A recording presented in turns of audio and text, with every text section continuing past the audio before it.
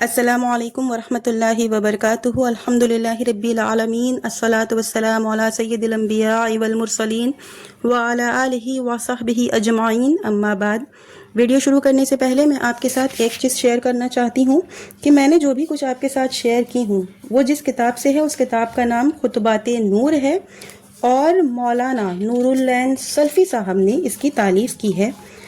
تو آپ کچھ بھی اوٹ پٹانگ کمنٹس نہ کریں، اور یہ کتاب آپ کو مکتب الفہیم میں مل جائے گی۔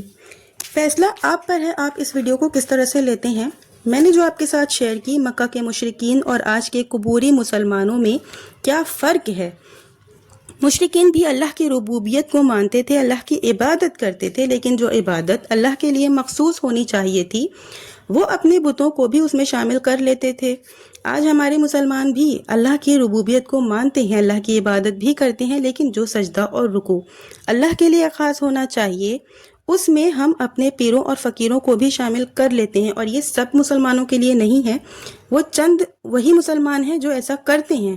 جو فریاد، جو قربانی اور جو نظریں ہمیں صرف اللہ کے لیے کرنی چاہیے، وہ لوگ مردوں، پیروں اور فقیروں کے نام کی مانتے ہیں۔ جو عقیدہ مکہ کے مشرکوں کا وہی عقیدہ ہمارا، اور جو عمل ان کا وہی عمل ہمارا، بالکل ان سے 2 قدم آگے ہیں آج کے۔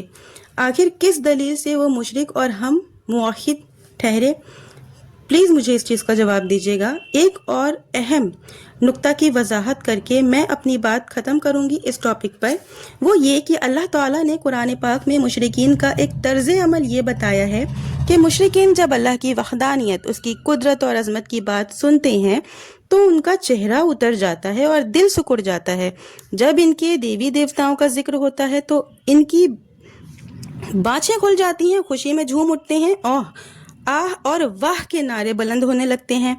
اللہ تعالیٰ نے سورہ زمر میں آیت نمبر 45 میں فرمایا، اذا ذکر اللہ وحدہ اشمئزت قلوب الذین لا یؤمنون بالآخرۃ واذا ذکر الذین من دونہ اذا ہم یستبشرون۔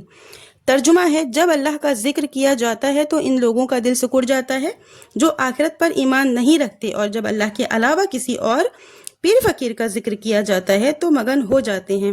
یہ دلیل ان لوگوں کے لیے ہے جنہوں نے کمنٹ میں بہت سی دلیلیں پیش کی ہیں۔ اس آیت کریمہ میں جو نقشہ مشرکوں کا کھینچا گیا ہے، ٹھیک یہی قبوری مسلمانوں کا ہے۔ ان کو کتاب و سنت، اللہ اور اس کے رسول کی بات سنائی جائے تو انہیں کوئی دلچسپی نہیں ہوتی، بلکہ اللہ اور اس کے رسول کی بات سننا ان کو گرا گزرتا ہے۔ اور پیروں فقیروں کی فرضی اور جھوٹے قصے سنائے جائیں، آدھی سچی آدھی جھوٹی، بلکہ ٹوٹل جھوٹی کرامتیں بیان اگر کی جائیں ان کے بارے میں تو بڑا خوش ہو کر سنتے ہیں، مارے خوشی کے جھوم بھی اٹھتے ہیں۔ اس سے ثابت ہوتا ہے کہ ان کے دلوں میں اللہ سے زیادہ پیروں اور فقیروں کی محبت ہوتی ہے، اور اللہ سے زیادہ پیروں اور فقیروں کا خوف ہوتا ہے۔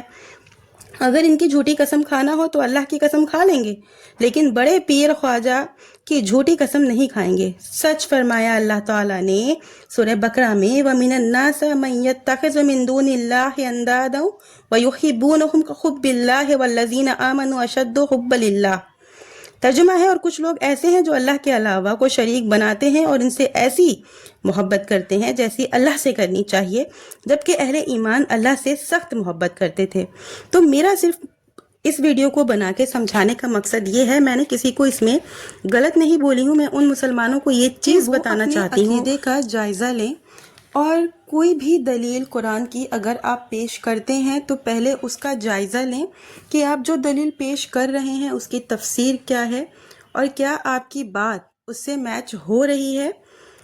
تو ویڈیو میں یہیں ختم کر رہی ہوں، اور مجھے اچھا لگتا ہے آپ لوگوں کا کمنٹس دیکھ کر کے، بہت سے اچھے کمنٹس ہوتے ہیں، اور اتنے لوگ جو ہیں اس میں جب میں یہ دیکھتی ہوں کہ وہ ریسرچ کرتے ہیں اور میری اصلاح اگر کرتے ہیں یا وہ مجھے بتاتے ہیں کہ ہاں یہ چیزیں ایسی ہیں، تو مجھے ایسے کمنٹس بڑے اچھے لگتے ہیں۔